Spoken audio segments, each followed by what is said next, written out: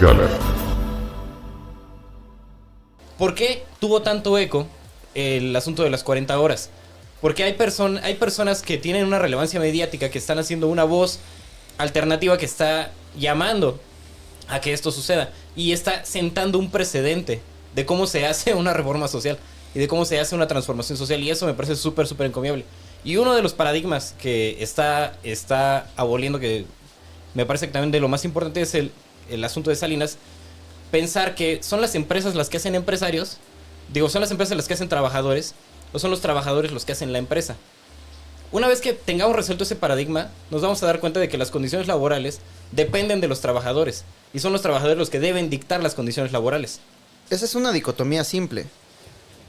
Un patrón sin empleados es un payaso dándole órdenes a la nada, no tiene una empresa. Pero empleados sin un patrón son una cooperativa. Hay un chingo. Grupo Mondragón es una de las empresas más importantes del mundo y se maneja de forma cooperativa. Pero hay otro tema, y creo que es un tema al que llegamos atendiendo a nuestras condiciones materiales a corto plazo, sin entender su relevancia histórica. Y quién mejor que Paul Lafarge para decirlo. Me encanta su libro porque abre con una cita de Lessing que dice: seamos perezosos en todas las cosas, excepto al amar y al beber, excepto al ser perezosos. Claro que sí. Y las primeras líneas de su libro dicen: una extraña locura se ha apoderado de las clases obreras de las naciones donde domina la civilización capitalista. Siglo XIX, hijos de su pinche madre, siglo XIX. Esta locura trae como resultado las miserias individuales y sociales que desde hace siglos torturan a la triste humanidad. Esta locura es el amor al trabajo. La pasión moribunda por el trabajo llevada hasta el agotamiento de las fuerzas vitales del individuo y de sus hijos. Directo al cora de los coaches de vida, ¿no? ¿En qué momento? O sea, perdón, pero yo veo el tema Va a estar Muñoz en su tumba ahorita. Yo veo el tema bien directo porque yo tenía 15 años cuando estaba estudiando en el Instituto Politécnico Nacional y al mismo tiempo dejaron de gobernarnos los priistas que tenían en aquel entonces, ¿no? Esta visión ya antaña de vamos a crear ingenieros para que construyan el México del futuro, y entraron los panistas y básicamente cambiaron el plan de estudios del Instituto Politécnico Nacional. Se nos dejó de enseñar filosofía y ética y se nos empezaron a enseñar pues los reglamentos del INE 9000 y del ISO 9001, ¿no? Para tener como procesos todavía más efectivos. Entonces, como resultado, nos dieron una juventud de ingenieros lumpenizados. Esa es la palabra, lumpenizados. Se nos quitó nuestro lugar dentro de la historia, se nos quitó la condición humana que teníamos y estábamos aprendiendo, y se nos enseñó pues nada más educación por competencias, cómo ganar más varo, cómo ser mejores empleados, cómo ser mejor mano de obra barata para las grandes empresas,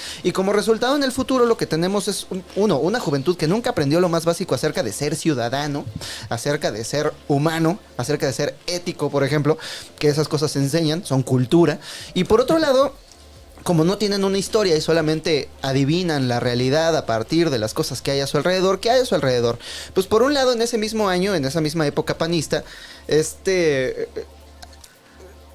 ¿cómo se apellida este señor del Regil? Hernández. Un señor con una sonrisa hermosa que se apellida del Regil.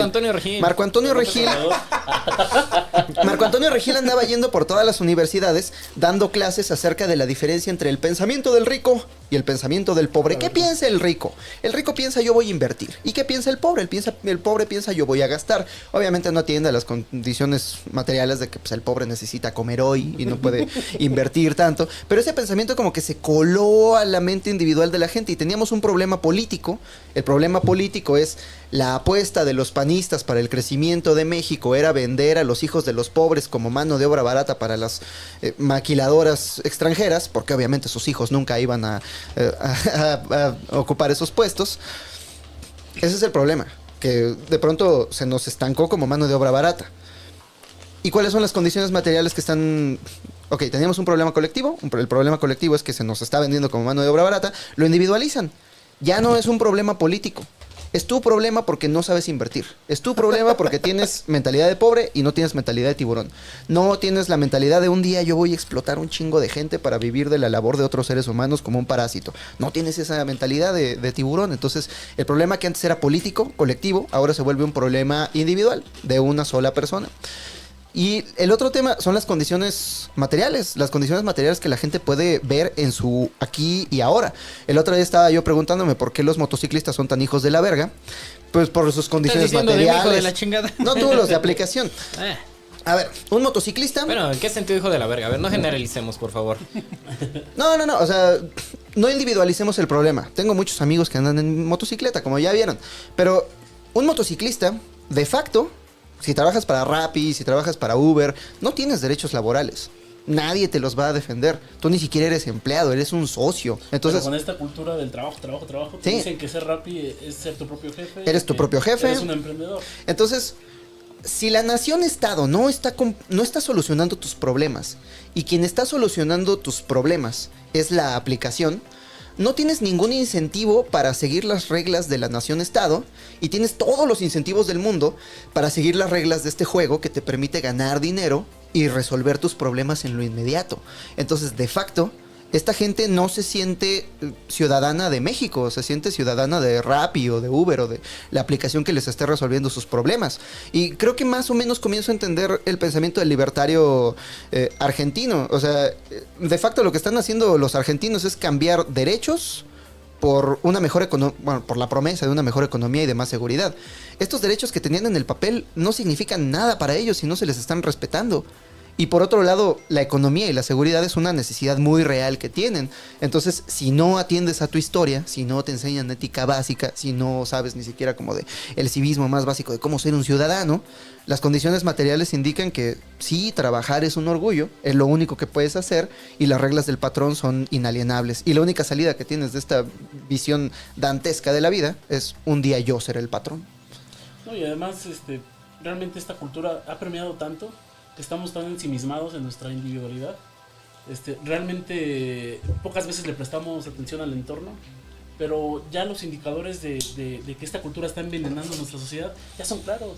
O sea, te vas a las clínicas del IMSS y ves que hay mucha gente tratándose por estrés laboral. Okay. También ves que basta con salir al metro, ¿no? Te subes al metro y si tú ves un poquito, eres un poco observador, te das cuenta que la gente ya va como zombie. Que la gente ya no tiene esperanzas, que la gente... Eso siempre. Ya perdidos, no tiene... escuchando mi gala.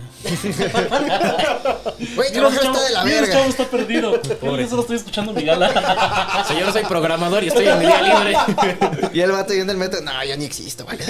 No, o sea, se están presentando muchas condiciones materiales que son palpables, pero que no queremos ver porque estamos con este tema de la individualidad. Y esto nos lo enseñan desde la escuela, no sé si les pasó a ustedes. Cuando tú reclamabas algo en colectivo, te decían, no te fijes de los demás, fíjate en ti, ¿no? Y reproducido eso por 1000, tenemos ahí a los coaches de vida, tenemos a toda una maquinaria, tenemos a Salinas Pliego teniendo demasiado foco en la vida nacional, en la política y demás, que te dictan que la cultura del trabajo es lo mejor para salir adelante, pero pues no lo vemos, ya lleva años esa cultura del trabajo y la gente cada día es más pobre. La gente Sí, o sea, cada los día está más resultados son claros, ¿no? Y la al gente día está de hoy. enferma, la verdad. La gente se está enfermando de cáncer, hay un nuevo catálogo de enfermedades de trabajo. Ajá. Que contempla, por ejemplo, el estrés laboral. Y los médicos del IMSS te lo dicen, ¿sabes? Mucha gente viene por estrés en el trabajo. ¿Por qué? Pues porque de entrada ya no son las mismas condiciones de la ley federal de trabajo de hace 100 años. Hace 100 años quizá llegabas en media hora a tu trabajo, ahora te haces 2 horas Sí. y media de tu trabajo. Y hace poco se reformó, ¿no? También la lista de enfermedades laborales. Sí, se reformó recientemente. apenas. Se añadieron como 80 enfermedades. Cabrón, Los entonces, síntomas, sí. eso te indica que las condiciones materiales ahí están. Nada más que no las queremos ver porque estamos muy ensimismados en nuestra cultura del trabajo y que no hay de otra. ¿Qué es lo que pasa cuando es la típica frase? ¿Qué haces? No, pues chambeando. No hay de otra, ¿no? Sí hay de otra. Claro. O peor aún cuando dicen, oye, mucho trabajo, ¿verdad? Sí, gracias a Dios.